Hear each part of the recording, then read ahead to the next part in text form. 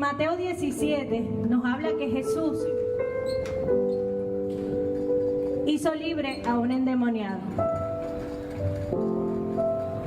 Y los discípulos se preguntaron: Jesús, ¿por qué tú sí y nosotros no? Y él les responde en el verso 20: es que si tuvieran fe como un granito de mostaza, le dirías a los montes que se traspasaran al mar y ellos lo harían. Solo necesitamos tener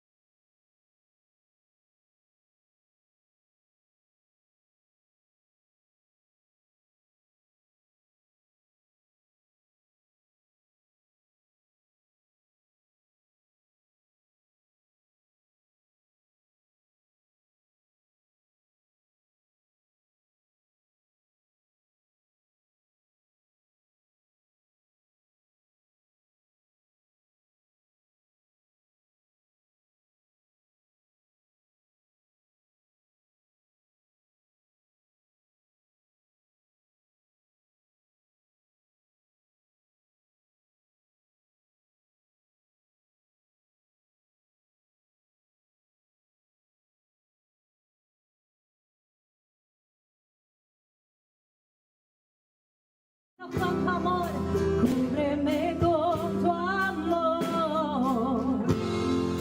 mi corazón te alabará. Gracias, Señor, en ti confiaré, tu promesa sigue en pie, tú eres fiel, confiado andaré, en tus manos estaré, eres fiel, en ti confiaré, tu promesa sigue en pie, tú eres fiel, confiado andaré, en tus manos estaré, siempre has sido fiel. Gracias, Señor, porque tú eres fiel. Aleluya, y podemos confiar en ti, Señor, completamente, Jesús, porque tú tienes nuestras vidas en tus manos, Señor. Aleluya, Señor, a ti la gloria. Aleluya, gracias, Señor. Tú mueves montañas.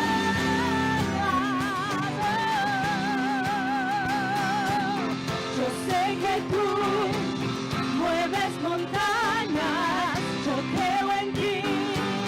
Sé que lo harás otra vez. Abriste el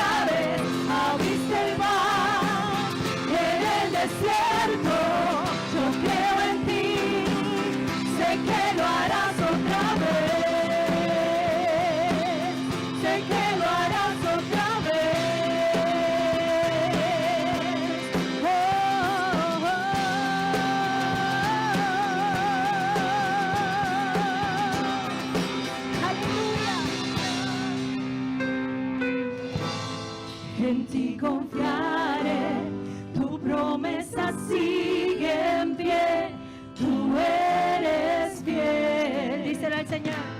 Confiado andaré, en tus manos estaré, eres fiel. En ti confiaré, tu promesa sigue en pie, tú eres fiel.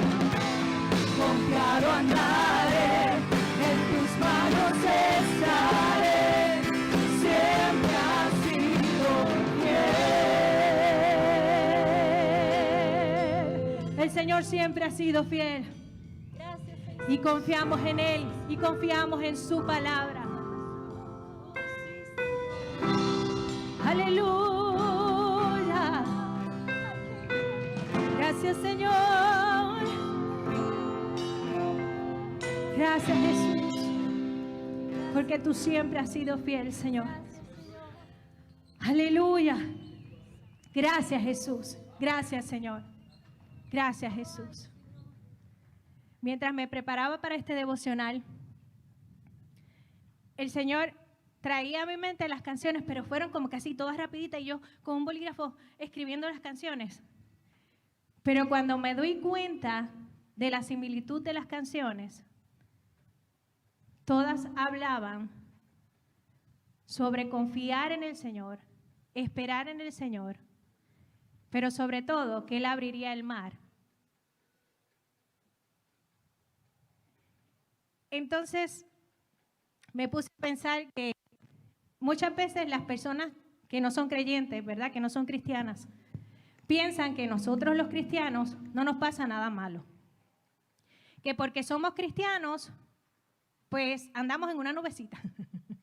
Que como somos cristianos, pues todo debe estar bien. Pero la palabra del Señor nos dice: estas cosas os he hablado para que en mí tengáis paz. En el mundo tendréis aflicción, pero confiad. Yo he vencido al mundo, dice Juan 16:33, dice Jesús. Yo estaré con todos ustedes, yo estaré con ustedes todos los días hasta el fin del mundo, dice Mateo 18:20.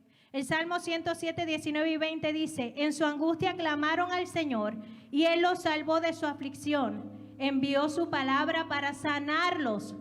Así los rescató del sepulcro. Como cristianos, no es que no vamos a pasar dificultades, no es que no vamos a pasar enfermedades, pero la diferencia nuestra al que está en el mundo es que el Señor está con nosotros. Y no solo es que el Señor estará con nosotros, sino que Él es nuestro sanador. Él es nuestro libertador. Él pelea por nosotros. Él ha prometido estar con nosotros hasta el fin del mundo, hasta que venga por nosotros a llevarnos a vivir eternamente con Él. Esa es nuestra diferencia entre el que no cree en Dios y los que creemos en un Dios todopoderoso que vive dentro de nosotros. Que no importa la aflicción que podamos pasar, Él ha prometido que nos librará de esa aflicción. Y que estaría con nosotros siempre. En la palabra del Señor nos habla también que en un momento dado Jesús caminó por las aguas y sus discípulos se asustaron pensando que era un fantasma el que iba caminando. Y en ese momento Jesús les dice: tranquilo, soy yo. Entonces Pedro le dice: bueno, pues si eres tú, permíteme caminar por las aguas. Y Jesús le dice: ven. Y comenzó Pedro a caminar por las aguas, pero le dio miedo, se asustó. Y entonces comenzó a hundirse. Y le dice a Jesús: Jesús, sálvame. Y Jesús extendió su mano y lo sacó. Pero ¿y qué le dijo? ¿Por qué tienes tan poca fe? ¿Sabe qué? Nosotros tal vez estemos caminando por las aguas en un momento dado y nos dé miedo y vamos a sentir que nos estamos hundiendo y que nos vamos a ahogar. Pero es en ese momento que podemos decirle: Jesús, sálvame. Y Él va a extender su mano y nos va a salvar. Aunque nos va a dar un regañito. ¿Qué pasó con la fe? Pero aún así Él está ahí con nosotros para extendernos su mano y levantarnos y sacarnos del ahogo de esas aguas. Es por eso que es importante que aprendamos. Número 1, que tengamos fe en Dios. Número 2, que seamos valientes para caminar sobre las aguas. Y número 3, que nos lancemos y caminemos, porque Él está con nosotros. Amén. No somos esclavos del temor. No somos esclavos del miedo, porque Él nos hizo sus hijos. Y como sus hijos, Él nos va a librar y nos va a salvar. Gracias, Jesús. Gracias, Señor, porque tú estás con nosotros. Gracias, Señor, porque tú cuidas de nosotros. Gracias porque te podemos llamar nuestro Padre. Gracias, Jesús. Gracias, Señor. Me envuelves hoy con una canción, melodía de tu amor. Cantas libertad en mi adversidad, hasta que huya el temor. Y ya no soy un esclavo del temor. Yo soy hijo de Dios. Y ya no soy un esclavo del temor. Yo soy hijo de Dios. Aleluya. Gracias, Señor Jesús. Gracias, Señor.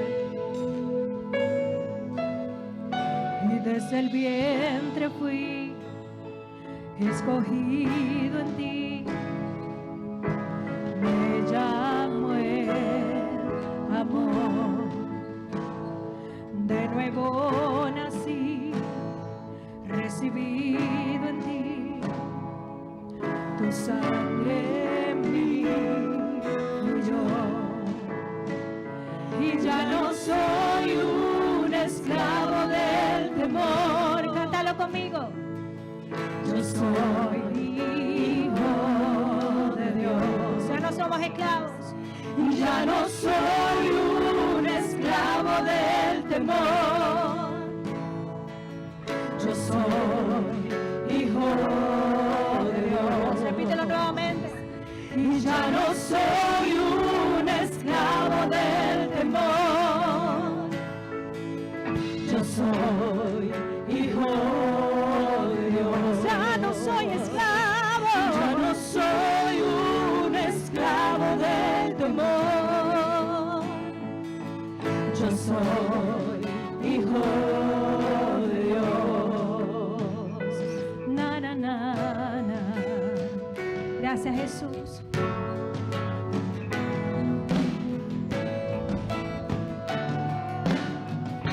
Estoy rodeado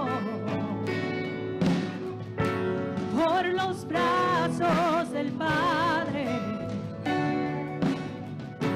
Estoy rodeado por canciones de libertad. Fuimos liberados, que fuimos liberados de ataduras. Somos los hijos y las hijas. Somos los hijos y las hijas.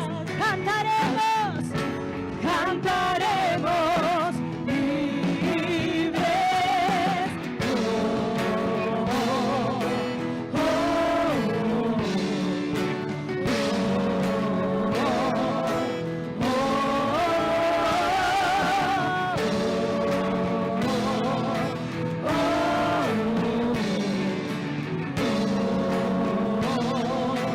oh.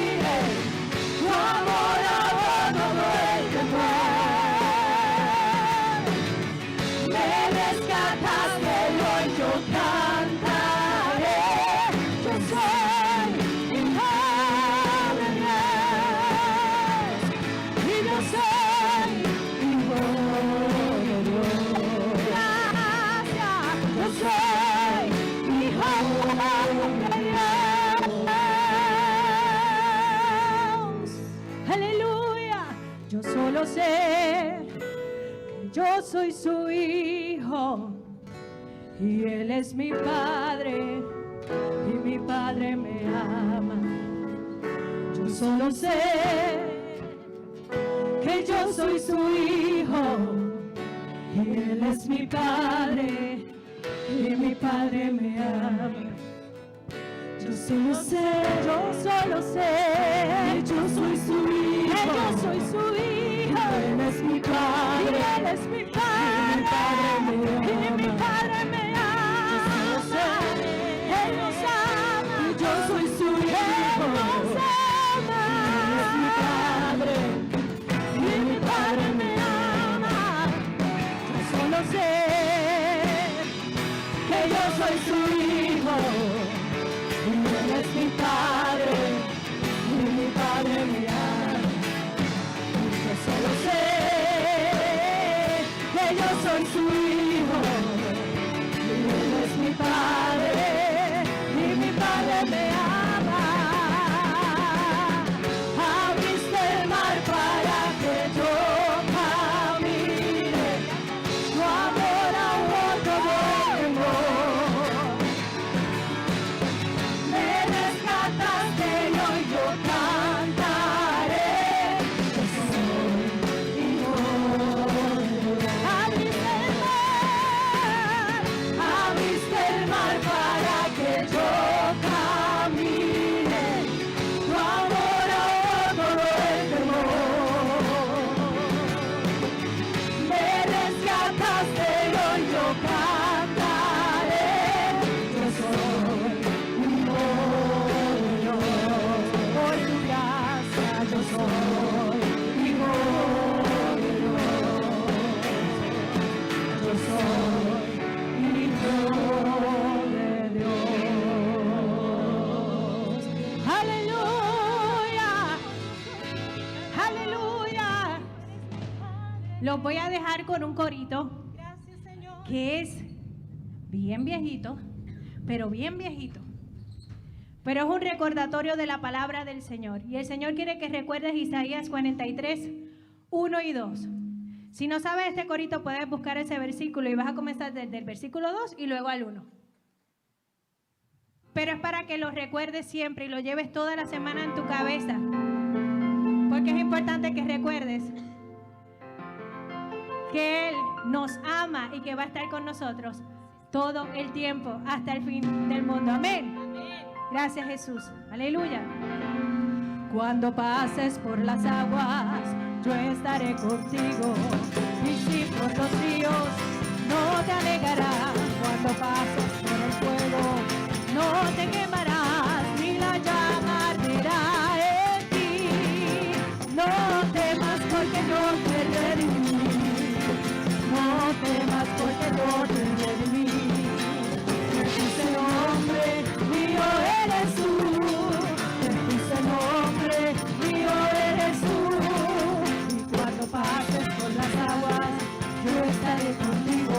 Y si por los ríos, no te anegarás. Cuando pases por el fuego, no te quemarás, ni la llama arderá en ti. No temas porque yo te redimí. No temas porque yo te redimí. Te puse nombre, mío eres tú. Te puse nombre, mío eres tú. Nada más. Cuando pases por las aguas, yo estaré contigo.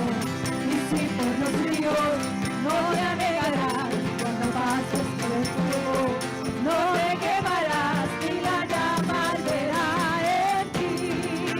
Y no temas porque yo te redimí. No temas porque yo te redimí. Ese nombre mío eres tú.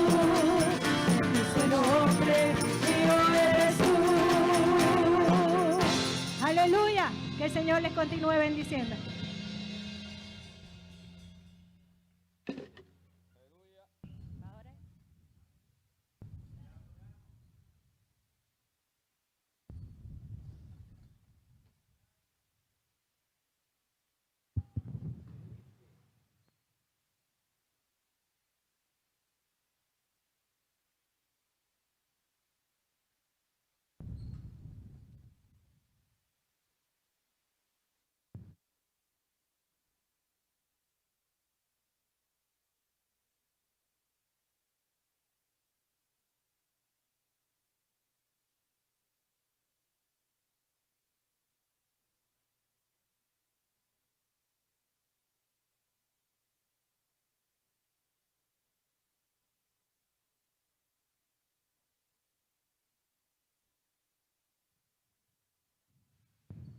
Dios les continúe bendiciendo a todos, hermanos. Para mí es un privilegio poder estar aquí compartiendo en la catacumba de Aguadilla. Les saludamos, ¿verdad?, de parte de los hermanos de la catacumba 8 del pueblo de Dorado. Cada vez que me toca la oportunidad de ministrar la palabra, lo hago con temor y con temblor. Así nos enseñaron desde un principio, ¿verdad? Es la responsabilidad que se tiene con la gente cada vez que esa palabra pues, es ministrada. Y quiero que busquen en sus Biblias, en el libro de Proverbios, el capítulo 20 y el verso 29. Yo titulé esta predicación, de hecho los hermanos me matan con estos títulos largos, ¿verdad? Por las cuestiones de cuando se ponen los títulos para que las cosas salgan en las redes. Pasando el batón generacional con gracia y con bendición. Proverbios capítulo 20, verso 29 dice de la siguiente manera: la gloria de los jóvenes es su fuerza y la hermosura de los ancianos es su vejez. La Nueva Traducción Viviente lo traduce así: la gloria de los jóvenes es su fuerza y las canas de la experiencia son el esplendor de los ancianos. Hace unos días atrás, el Ministerio Cristiano de las Catacumbas cumplió 49 años. Y sé que Marcos compartió, ¿verdad?, algo de esto con ustedes. Y en este próximo año 2021 cumplimos la mitad de un siglo. Cumplimos 50 años, ¿verdad? Y lo vamos a celebrar en grande. Será un aniversario inolvidable. Y posiblemente se estará completando parcialmente en ese aniversario y en los próximos años el primer pase de batón de toda nuestra historia como ministerio. Y digo parcialmente porque el tiempo corre rápido, ¿verdad? Yo miro hacia atrás el tiempo en que le entregué mi vida a Cristo, 1972, y me parece que fue ayer, pero no fue ayer nada. Han pasado sobre 49 años, o 47 años, ¿verdad?, que llevamos perseverando. Y el único detalle, ¿verdad?, de este pase de batón generacional es que lo van a estar pasando aquellas personas que fueron los miembros fundadores del ministerio. Lo que quiere decir que llegará otra generación que ya Dios ha estado preparando y que tiene preparada para coger ese relevo generacional. Y menciono que es el primer batón, pasada de batón oficial, porque todos los que fundamos alguna catacumba desde un principio, nadie nos pasó un batón a nosotros, nadie. Este ministerio tiene una oportunidad única de hacer unas cosas que nunca antes se habían hecho en la historia. Cuando nosotros nos convertimos en la década de los 70, la inmensa mayoría venía de la calle, sin ningún tipo de experiencia. Solamente que Dios en su amor y en su misericordia siempre tuvo gente que representaba a una generación mayor que hoy le llamarían mentores, pero para aquel tiempo fue gente que nos dio perspectiva, gente que nos ayudó en nuestros comienzos, porque nuestros comienzos fueron bien inusuales. Fue el producto de un avivamiento que Dios no solamente trajo aquí a Puerto Rico, sino que simultáneamente lo trajo a varios países del mundo. Se predicaba lo mismo, se estaba ministrando lo mismo en diferentes países y a Dios le plació que también aquí en Puerto Rico se diera este evento, ¿verdad?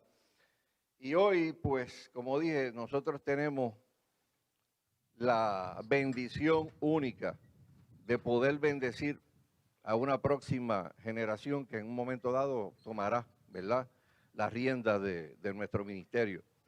Y cuando nosotros hablamos, hermanos, de generaciones, a veces la gente piensa mucho en brecha generacional y en lo que producen esas brechas, ¿verdad?, que a veces son divisiones o diferencias entre las generaciones, pero los pases de batón no tienen que ser así.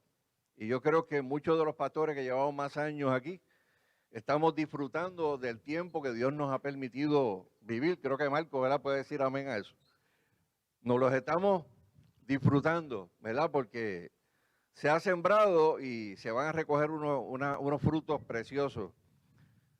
Y todavía yo recuerdo palabras que nos fueron dadas como ministerio al principio de este ministerio que no se han cumplido y que posiblemente tengan un cumplimiento ya próximamente.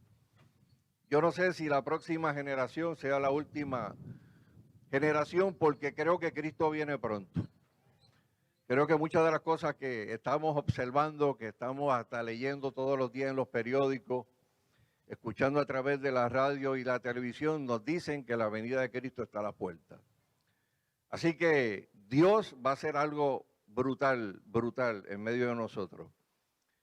Ese Dios que nosotros servimos se mueve entre todas las generaciones que pueden estar en un momento dado en una iglesia.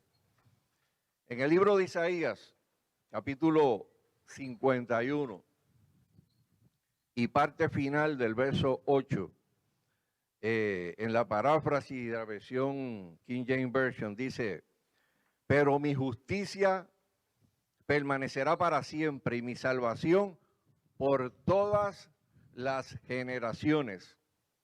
Si usted busca otras versiones de la Escritura, habla de que Dios pase esa bendición de generación en generación. Yo no creo que ninguna generación en particular puede abrogarse la idea de que Dios solamente actuó en el tiempo de ellos o que ellos solamente entienden el plan y el corazón de Dios. Decir eso, ¿verdad?, sería arrogante. Dios obra a través de todas las generaciones y tiene una bendición para cada generación y nos los dejó profetizado en el libro de Joel, capítulo 2 y verso 28, cuando dijo, y en traducción del lenguaje actual: cuando esto haya pasado, le daré a todos mi espíritu. Hombres y mujeres hablarán de parte mía. A los ancianos les hablaré en sueños y a los jóvenes en visiones. ¿Qué nos dice este verso, hermano? Que el Espíritu de Dios está trabajando simultáneamente. Yo llego aquí, veo el grupo de adoración, veo muchos jóvenes y me gozo. A nosotros se nos enseñó desde un principio ver las personas a la luz de lo que podrían ser. Y cada vez que yo veo grupos de jóvenes, lo que veo son pastores, evangelistas, maestros, misioneros. De la misma manera que Cristo se le acercó a Pedro en un momento dado y le dijo que era, ¿ves?, que era Cefas, pero iba a ser llamado Pedro, era Pedro, iba a ser llamado Cefas, piedra. O sea, no lo vio a la luz de lo que ese hombre era en términos de su personalidad, sino lo vio a la luz de lo que podría llegar a ser. Y todas las personas que llegamos en la década de los 70 a este ministerio, aprendimos a valorizar a todas las personas, a nosotros darle valor al anciano, al niño, al joven, porque entendíamos, hermano, que Dios en su amor y en su misericordia se movía entre todos. Y en aquel tiempo, y a veces sin saberlo, tratábamos a esas personas como un activo súper valioso, especialmente a la gente mayor que Dios en su misericordia traía. Usted podrá imaginarse en un primer culto en la Catacumba 1, donde el Espíritu Santo desciende y bautiza a un montón de personas, y comienzan a hablar en lenguas y nadie sabe lo que es eso. Y nadie tiene una idea de lo que pasó allí. Y Dios en su amor y en su misericordia trajo pastores como Arcelio Valentín, gente, ¿verdad?, que uno llegó a conocer y a respetar durante muchos años, que nos explicaron de qué se trataba eso que estaba ocurriendo allí. Nosotros entendemos, hermano, que todas las personas que están dentro de la catacumba en este momento tienen una responsabilidad y tienen una función que ejercer. Y yo creo que eso lo llegamos a transmitir muy bien. Por eso yo le doy gracias al Señor, hermano, por haberme traído a este ministerio. No menosprecio a ningún otro ministerio ni a ninguna otra iglesia, pero le doy gracias a Dios por haberme traído aquí, porque aquí he podido aprender cómo pueden interactuar en una iglesia gente de todas las clases sociales, de todas las estratas económicas, y tener este pensamiento de que nosotros somos uno delante de la presencia de Dios y que todos somos iguales. Y Dios nos ha permitido tener una familia tan unida que todos y cada uno de nosotros nos podemos gozar con los triunfos de nuestros hermanos. Yo no sé cuánto, ¿verdad?, celebran cada vez que se entera que un hermano ha alcanzado un logro o una meta. Porque cuando usted vive en familia, usted sabe que los logros son los logros de todos. Porque una vez aquel estaba estudiando y le tocaba el estudio bíblico, pero tuvo que coger un examen y alguien lo tuvo que cubrir para que él fuera a estudiar. Y así mismo, o sea, gente que llegó a escalar posiciones altas, ¿verdad?, dentro de sus trabajos. Y cuando llegábamos a la iglesia, todos éramos uno. No habían profesionales y no profesionales, porque Dios nos enseñó eso desde un principio. Y es una bendición, ¿verdad? Tengo una historia con relación a esto, y es la historia de un jovencito universitario que en uno de los cultos de la universidad pues llega a tener un encuentro con el Señor. Un muchachito característico, ¿verdad?, con todas las características de una persona joven universitaria. Pelú, despeinado a propósito o al natural, con un guardarropa de 2 o 3 mahones, ¿verdad?, lleno de boquetes, unos t-shirts de estos que habían recibido muchísimas lavadas y unas chancletas de cuero. Se convierte al evangelio y le dicen que tiene que ir a una iglesia, tiene que congregarse. Y un día sale de su apartamento y dice, voy a buscar la primera iglesia que encuentre y me voy a meter allí. Y la primera iglesia que encontró fue una iglesia bien conservadora, bien conservadora. Cuando digo bien conservadora, son estas iglesias donde la gente va bien puesta los domingos, bien puesta, ¿verdad? Y ya tienen su lugar donde se sientan y tienen estas manías, ¿verdad?, que tienen mucha gente, que si van allí ven que le ocuparon el asiento donde se sienta todos los domingos, ya tienen una crisis, ¿verdad? Y este joven llega a la iglesia, pasa a la puerta de entrada, mira a su izquierda, mira a su derecha, ve que todo está ocupado, todos los asientos están ocupados, y sin más y sin menos, esa persona pues sigue hacia adelante por el pasillo principal. Las personas que estaban en la puerta, diáconos, ujieres, ni siquiera a la velocidad del muchacho era demasiada, no pudieron alcanzarlo. Y el muchacho llega casi frente al altar, en la primera fila de bancas de asientos, y mira hacia un lado, mira hacia otro, lleno, y decidió sentarse en el piso, en la alfombra.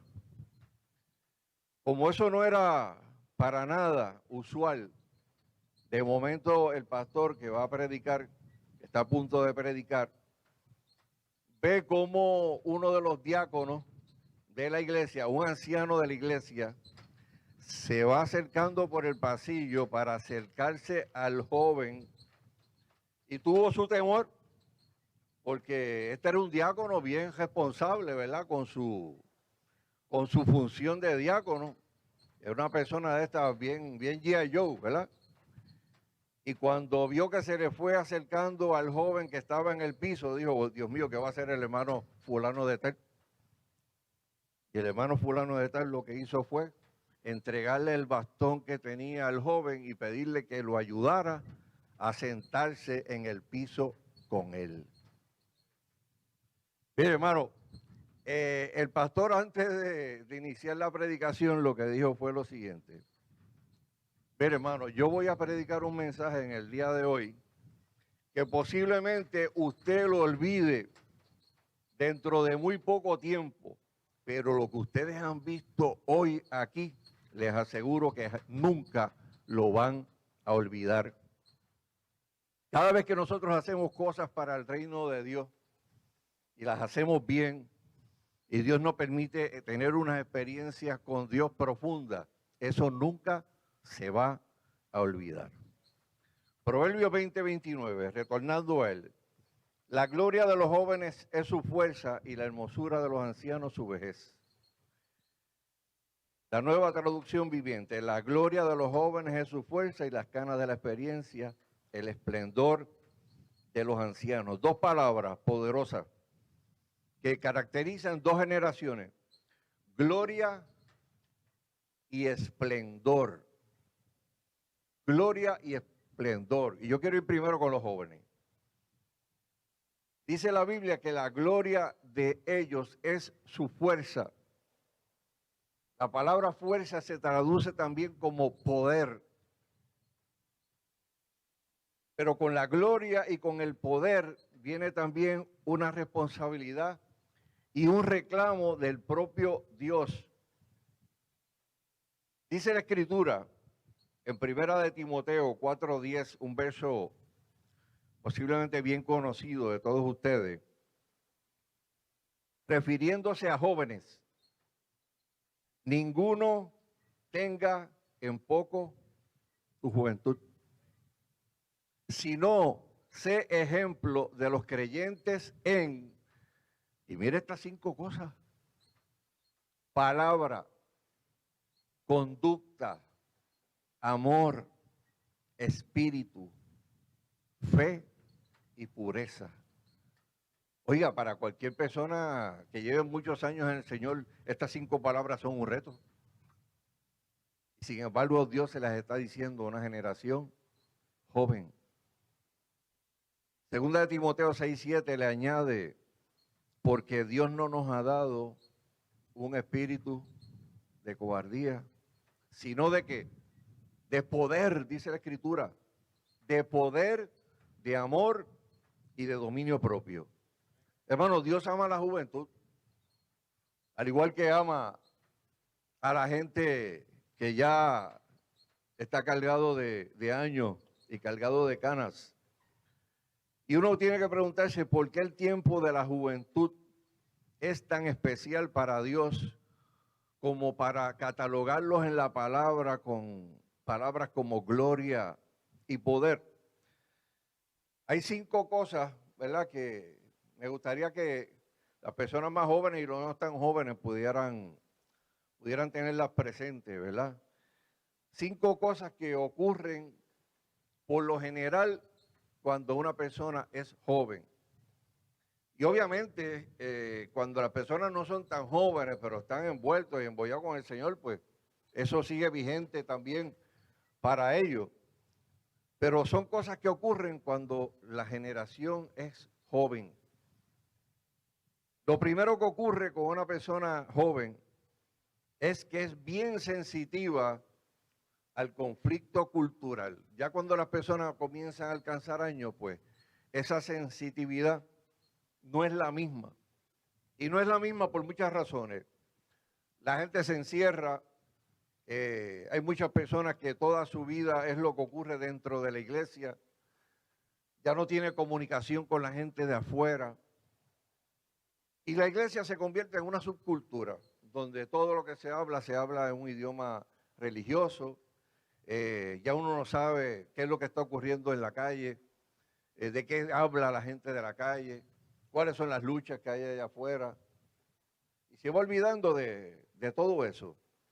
La gente joven tiene el oído en tierra y puede tener la oportunidad de tener un corazón bien sensitivo a las necesidades de la gente.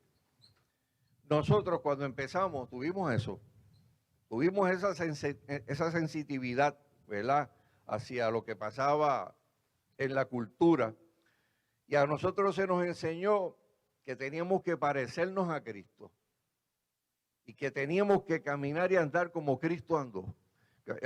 Y obviamente cuando esas cosas ocurren, pues mire, uno tiene unas experiencias gloriosas con el Señor que le cambian la vida para siempre.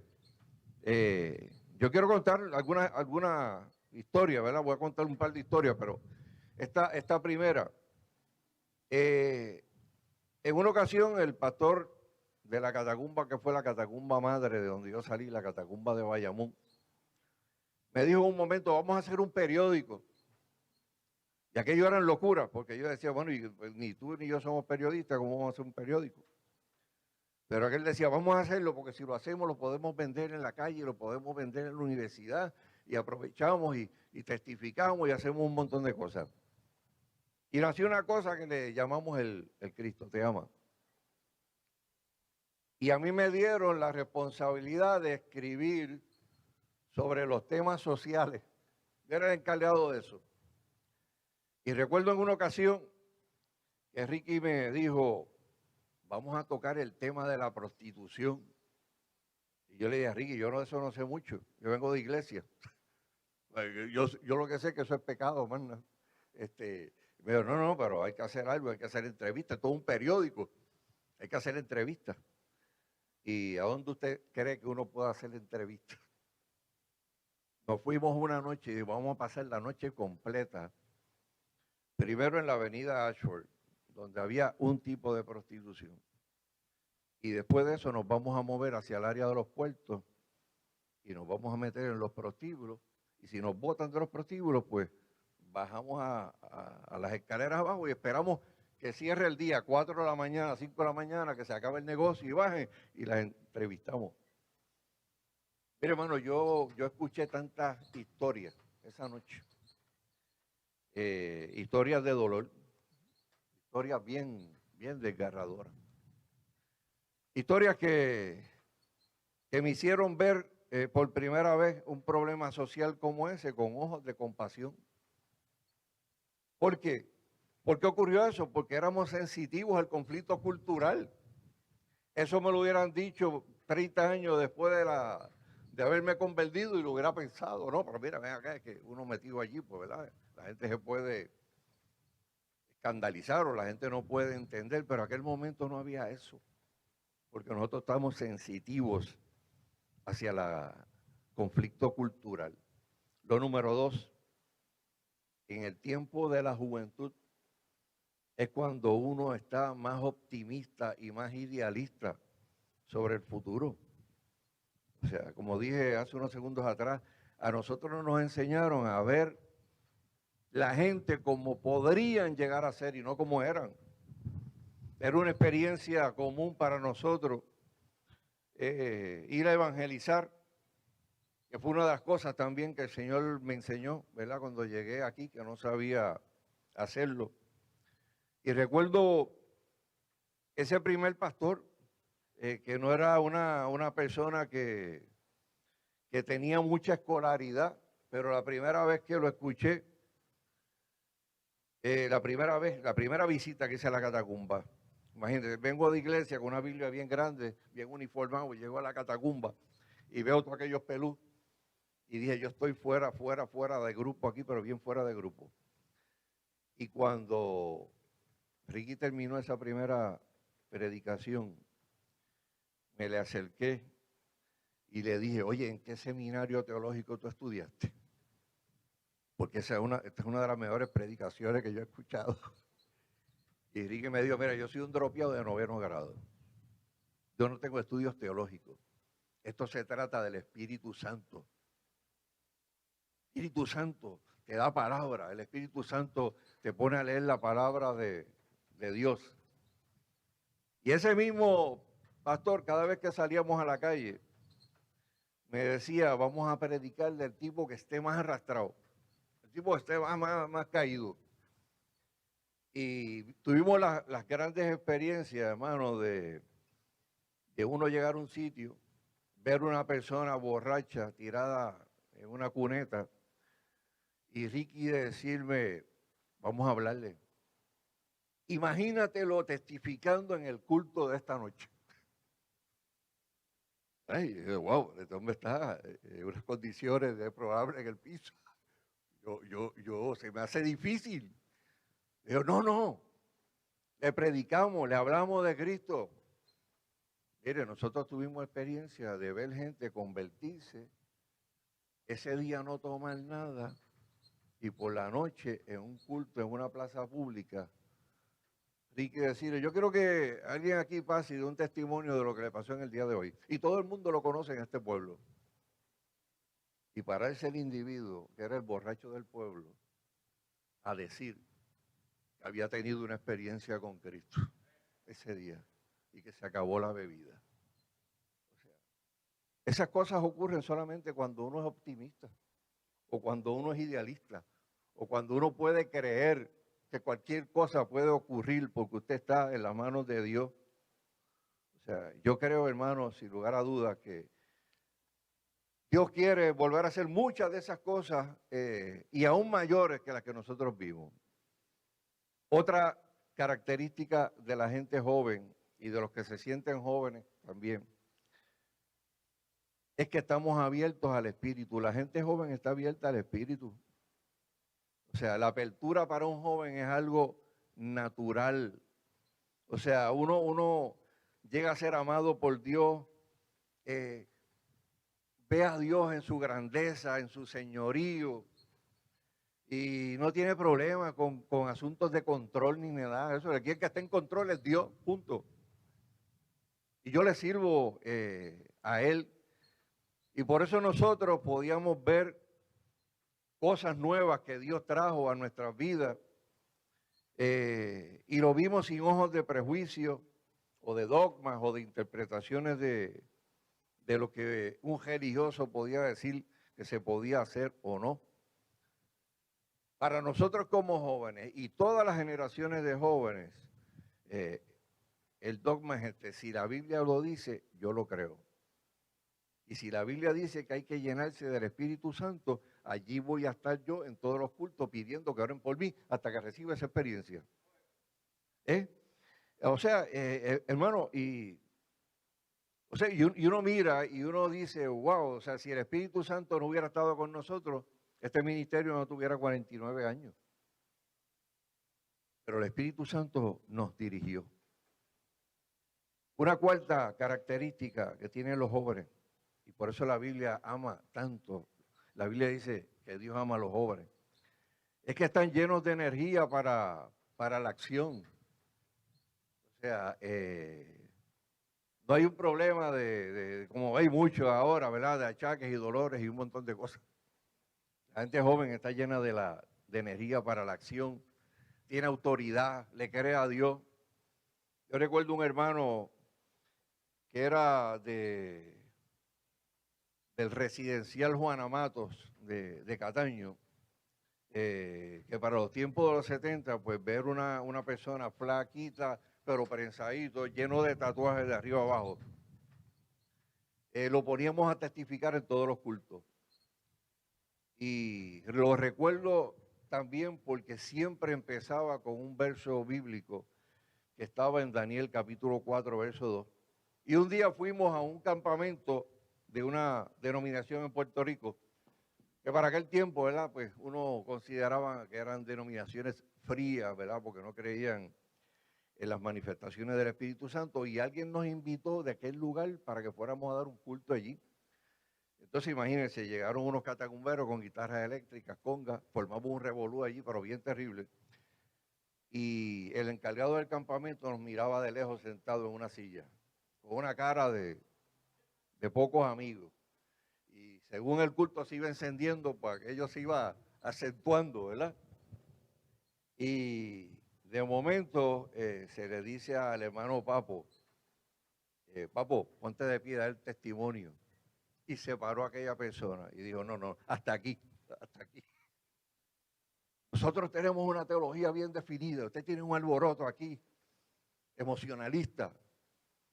Y Papo lo miró y le dijo, las señales y milagros que el alto Dios ha hecho conmigo, conviene que yo las publique. Es un verso que está en Daniel 4:2. Y lo miró y le dijo, y las voy a publicar, quiera el diablo o no. Y el individuo cayó sentado, ¡pum! Nunca más volvió a aparecer en el resto del culto. Y fue glorioso, ¿verdad? Vidas transformadas, vidas convertidas. Éramos gente lista para la acción y mucha gente joven tiene esa energía en el día de hoy para hacerlo también. Y la quinta característica, hermano, listos para morir por Cristo si fuera necesario. Listos para morir por Cristo si fuera necesario. El que se convierte en el tiempo de su juventud sabe que en ese momento la prioridad número uno para nosotros era Cristo, y por Cristo estábamos dispuestos a todo, incluyendo ser vituperados, amenazados y hasta agredidos físicamente. Y hicimos hasta locuras, ¿verdad? Hay locuras que uno las cuenta y yo no las volvería a hacer jamás en mi vida, ¿verdad? Y tampoco estuve en esta que les voy a contar. Predicábamos en las escuelas públicas y había una escuela en Bayamón que se llama la Escuela Cervantes. Y predicábamos a veces y los directores de las escuelas nos pidieron de favor que solamente lo hiciéramos en el horario del almuerzo fuera de la escuela. Y la gente salía, pero por montones, y llegaba un momento que era difícil poder controlar el tráfico que pasaba por el frente de la Cervantes. Y a alguien se le ocurrió buscar una iglesia cerquita donde pudiéramos meter a toda esa gente. Apareció una iglesia wesleyana, cerquita de la Cervantes. Y llegamos allí, estaba cerrada la iglesia. Y uno de los hermanos dijo, pues vamos a preguntar por ahí a ver si alguien conoce el pastor y nos abren esta iglesia. Nadie sabía quién era el pastor por allí, o sea, o dónde vivía y cómo nos podían abrir la iglesia. Uno de los líderes dijo, bueno, vamos a ver qué podemos hacer, y de momento desapareció. Y de momento vemos que las puertas de la iglesia se abren. Y uno dice, pero ¿cómo fue esto? Si esto estaba cerrado, ¿cómo esta persona abrió estas dos puertas? Mire, fue que se metió por la parte de atrás, por una ventana y las abrió. Eso es terrible. Eso es terrible. Y dijo, mira, aquí hay equipo, aquí de todo, vamos a prenderlo. ¡Pum! Y prendieron los equipos. Y en la iglesia se llenó de jóvenes. Y al final, había un señor en la parte final de la iglesia sentado, o sea, con una cara también de pocos amigos. Y cuando se acabó todo, que se iba saliendo todo el mundo y los líderes, el tipo dijo, no, ustedes no se van. Ustedes no se van. No, pero es que ya el culto se acabó. No, pero es que ustedes no se van a ir. Yo soy el pastor de esta iglesia. Y ustedes se metieron por la parte de atrás. Y yo puedo llamar a la policía en este momento. Y uno de los hermanos le dijo, ok, tú puedes hacer eso, pero yo te voy a hacer dos preguntas nada más. ¿Tú has visto esta iglesia tan llena en tu vida como la viste hoy? El pastor dijo, bueno, no. ¿Y usted ha visto gente convirtiéndose al evangelio como usted lo ha visto hoy aquí? Pues dijo, no, pero está bien, ok, la próxima vez pidan permiso. Sencillamente se acabó Eso eran cosas que la gente hacía por el amor que le tenía a las almas, por el deseo de predicarle a la gente joven. Y son experiencias, ¿verdad?, que a uno nunca se le van a olvidar. Hermano, si algo yo he aprendido de la vida de Jesús, es que Jesús dejó que los niños se le acercaran. Y no solamente les permitió ese contacto cercano, sino que también los bendijo, oró por ellos, los sanó. Usó un jovencito que una vez trajo un almuerzo para multiplicar el mismo y hacer lo que conocemos como el milagro de la multiplicación. El apóstol Juan era una persona bien joven. Jesús honró la generación joven. Y Dios desea, hermano, que nosotros hagamos lo mismo. La gente joven tiene aquellas cosas que Dios va a utilizar para construir el futuro de este ministerio. Y nosotros, los de la primera generación, tenemos la gran oportunidad de bendecir a la nueva generación. Y yo sé que hay mucha gente joven que está ávida de recibir esa bendición. Tal vez algunos estén asustados. ¿Y cómo lo vamos a hacer? Pues mire, lo van a hacer de la misma manera que nosotros lo hicimos. Estando conscientes de que para hacer el trabajo que Dios quiere que nosotros hagamos, tenemos que llenarnos del poder del Espíritu Santo. Sin eso es imposible, ¿verdad? Y sé que hay mucha gente joven que en lo más profundo del corazón sienten en este tiempo que están siendo llamados a formar parte de algo más grande que ellos. Y tal vez muchísimos estén pensando, wow, mientras yo acepto ser parte del futuro que Dios tiene para mí en el ministerio, pues tengo que luchar con filosofía, y no la filosofía de los 70, aquello quedó atrás, sino las filosofías nuevas, las del posmodernismo, los retos, ¿verdad?, que nos trae el mundo digital. Y yo sé que muchos jóvenes se preguntan, ¿habrá en esa multitud de testigos gente que cree en nosotros y que nos pueda bendecir? Y la respuesta es sí, sí. Yo estoy loco por convertirme en cheerleader de la nueva generación de pastores que Dios va a traer a este ministerio. Y le digo a uno ¿verdad?, de esos que está en mi iglesia, que es el hermano Carmelo, que posiblemente ya a finales de año tome la batuta como el pastor principal de la iglesia. Se lo he dicho, no tengas temor, yo voy a ser cheerleader tuyo, yo voy a estar aquí. O sea, sí, pero en un momento dado le voy a tener que llamar pastor y yo voy a ser oveja. Y estoy, ¿verdad?, bien emocionado con eso que está ocurriendo, porque sé que cuando la gente puede entender que tienen que haber cambios generacionales y pase de relevo, porque hay unas cualidades en los jóvenes que construyen futuro que siempre tienen que darse después de un tiempo, es una bendición cuando usted honra a los jóvenes y los jóvenes aprendieron a honrar también a sus mayores. Porque ahí viene lo segundo y lo último, ¿verdad?, que quiero compartir con ustedes. Proverbios 20:29, al final dice, la hermosura de los ancianos es su vejez. Las canas de la experiencia son el esplendor de los ancianos.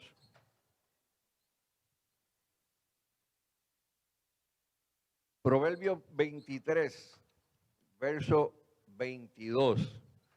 Dice, oye a tu padre, aquel que te engendró, y cuando tu madre envejeciere, no la menosprecies.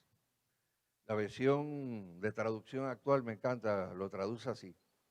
Presta atención a tus padres porque ellos te dieron la vida, y cuando llegues a viejo, no los abandones. Ese verso nos deja ver que los mayores, la generación mayor, en una iglesia, en cualquier lugar, son fuente de vida, sostén, provisión y sacrificio. Porque eso es lo que hacen los padres con sus hijos naturales.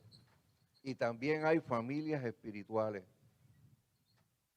La generación joven tendrá también que aprender a honrar a aquellos que fueron sus padres espirituales, aquellos que se esmeraron aquellos que se sacrificaron para que tú pudieras crecer y llegar a ser la persona que tú eres en el día de hoy. Otro factor que podemos ver de la hermosura y el resplandor de la vejez está retratado en un verso que no es bíblico, es de un autor, de un escritor, Mark Twain. Mark Twain decía lo siguiente: cuando yo tenía 14 años, mi padre era tan ignorante que yo no podía soportarle. Pero cuando cumplí los 21 me parecía increíble lo mucho que mi padre había aprendido en 7 años. ¿Quién aprendió, el padre o el muchacho de 14 años? El muchacho de 14 años fue el que aprendió. Y a veces la cultura popular de los medios de comunicación nos hacen ver equivocadamente que a los jóvenes a veces les hace ver que no es tan importante escuchar el consejo de los viejos, porque tal vez los viejos no están conscientes de las cosas que están pasando en la actualidad. Mire, la realidad es que no hay nada nuevo debajo del sol. Todo el mundo ha tenido que luchar en algún momento dado, ¿verdad? Con pruebas o tribulaciones en todas y cada una de las generaciones. Por eso yo creo, hermano, sin lugar a duda, que nosotros podemos, con gracia y con visión, pasar batones generacionales. Pero de la misma forma que nosotros lo hicimos en un principio, cuando a mí me dijeron, después de 4 meses de estar en la catacumba y llegar al pueblo de Dorado, yo llegué a la catacumba un mes antes de las vacaciones de verano, en un abril. Y después, 5 meses más adelante, me mandan a pastorear para la catacumba de Dorado. Se convierte en 5 y me dicen, tú te quedas aquí. Y tuve que ir delante de la presencia de Dios para que Dios hablara a mi corazón, para que se definiera un llamado en mi vida. Y le dije que sí al Señor. Y yo creo que Dios está llamando a mucha gente, hermano, en este tiempo al ministerio. A ocupar tal vez el ministerio, ¿verdad? Pastoral, tal vez otro de los ministerios que dice la palabra del Señor. Pero es el tiempo de hacerlo. Y es bueno saber, hermano, que Dios está en medio de nosotros y que Dios habita en medio de todas las generaciones. Y saber que nosotros nos podemos disfrutar, ¿verdad?, de todo lo que los jóvenes hacen en la iglesia y que los jóvenes pueden tener el beneficio también de beneficiarse del consejo de sus mayores, de poder caminar con seguridad hacia el futuro, porque tienen personas ahí que le van a dar perspectiva, que los van a ayudar a ser la persona que Dios quiere que ellos sean. Quiero que inclinemos nuestros rostros un momento y vamos a orar. Ellos que están aquí, sus vehículos en el culto presencial, qué bueno, nos gozamos, ¿verdad? Es un placer y una bendición el poder congregarse. Y aquellos, ¿verdad?, que también se están congregando a la distancia a través del Facebook Live, aquellos que van a escuchar las grabaciones más adelante del culto, que podamos orarle al Señor y decirle, Señor, ayúdanos a entender lo que tú quieres con nosotros, independientemente de la generación, ¿verdad?, que me ha tocado vivir, sea joven o no sea tan joven, porque el único deseo que nosotros tenemos aquí es de hacer la voluntad de Dios y de que el ministerio cristiano de las catacumbas siga escribiendo páginas en la historia de la iglesia. 50 años ha escrito historia y todavía hay muchas historias que hay que escribir y que hay que contar, porque el Espíritu Santo de Dios está con nosotros. Padre, en el nombre poderoso de Jesús, te damos gracias en este día, Señor. Te damos gracias por tu presencia en medio de nosotros, Señor amado.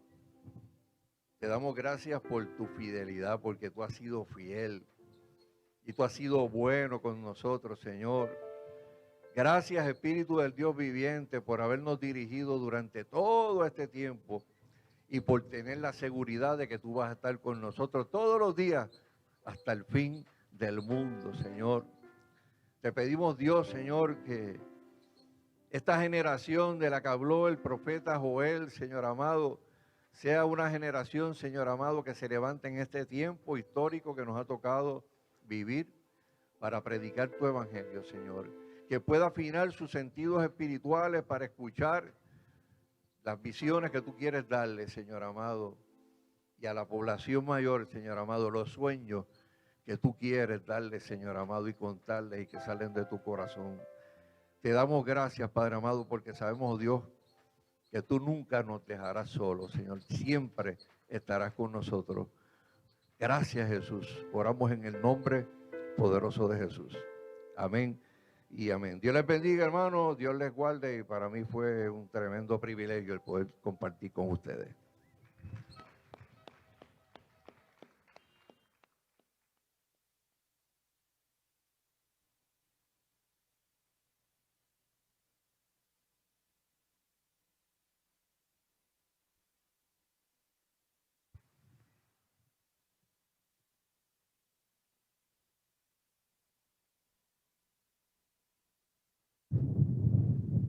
Segunda de Timoteo 1:13 al 14 dice: las enseñanzas que te he dado son un buen ejemplo de lo que debes hacer.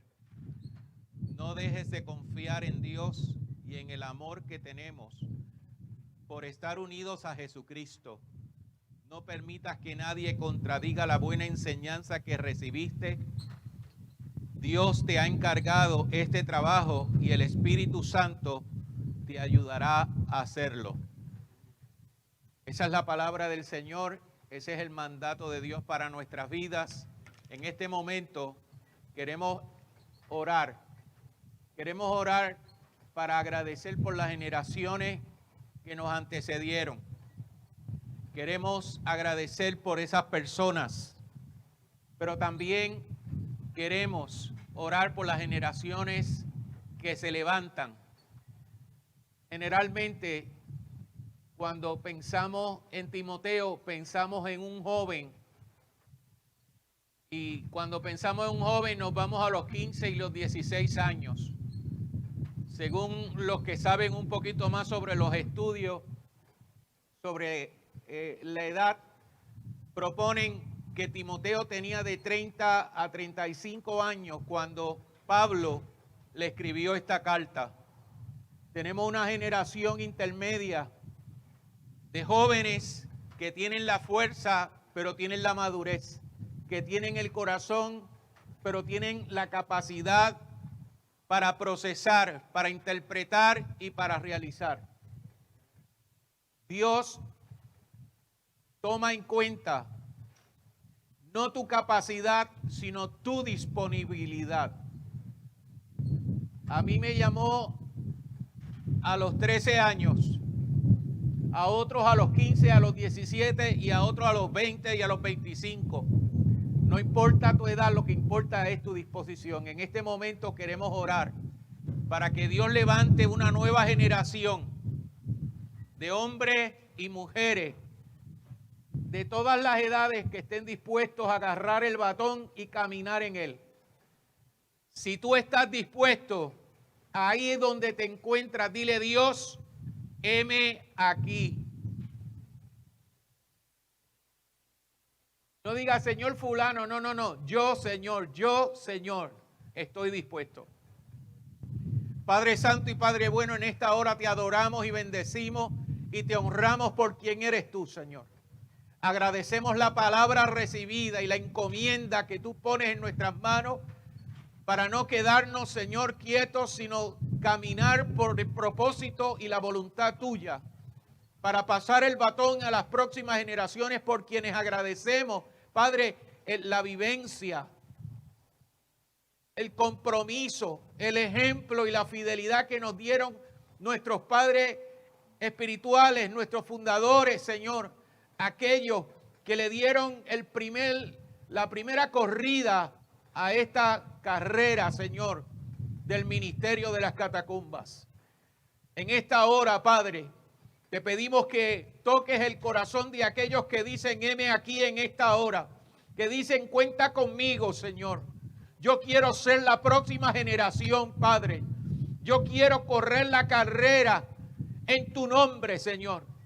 Y te ruego que a estas vidas tú las equipes, las capacites, las llames, las confirmes y cumplas tu buen propósito desde las cosas más pequeñas hasta las cosas más grandes en cada uno de ellos, Señor.